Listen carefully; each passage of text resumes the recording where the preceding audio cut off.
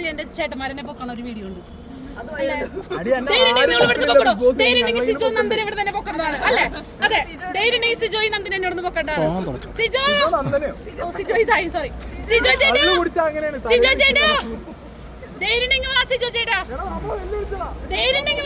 മീഡിയക്കാരുടെ മുമ്പിൽ വെച്ച് ധൈര്യം അത്ര ചങ്കൂറ്റുണ്ടോ നോക്കട്ടെ.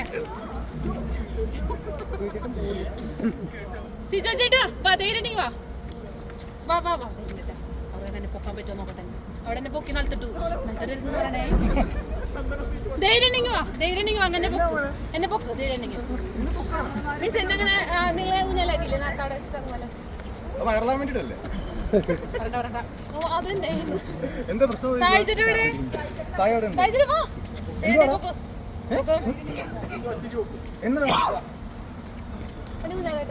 മറ്റൊന്നിന്റെ എൻഗേജ്മെന്റ് ആയതുകൊണ്ട് എനിക്ക് നന്ദന സീപ്പ് പോക്കാൻ പറ്റില്ല. എന്റെ കുടുംബം വെറുതെ കലക്കേണ്ട ആവശ്യമില്ലല്ലോ.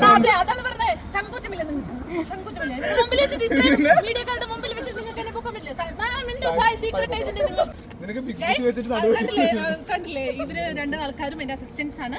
ഇവരെന്നെ പൊക്കാൻ പോകണം. പൊക്കിട്ട് അവിടെ വരെ കാറിൽ തന്നെ പഞ്ഞിക്കുന്നു. Ready, 1, 2, 3, start.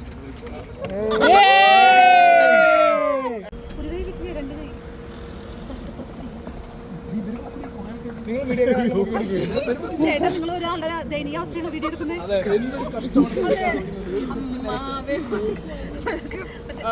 എല്ലാവരും ഹേമ കമ്മിറ്റി റിപ്പോർട്ടിനെ പറ്റി ഈ സമയത്ത്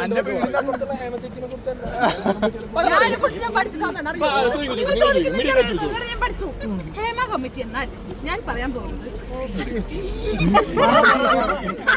ഇരുന്ന് കേൾക്കാതെ ചേച്ചി, പല സെലിബ്രിറ്റീസിന്റെ കൂടെ വീഡിയോ എടുക്കുന്നുണ്ട്. സ്റ്റോറി ഇടണം. എനിക്ക് എടുക്കട്ടെ. മീഡിയക്കാർ മൊത്തം വീഡിയോ എടുക്കൂ.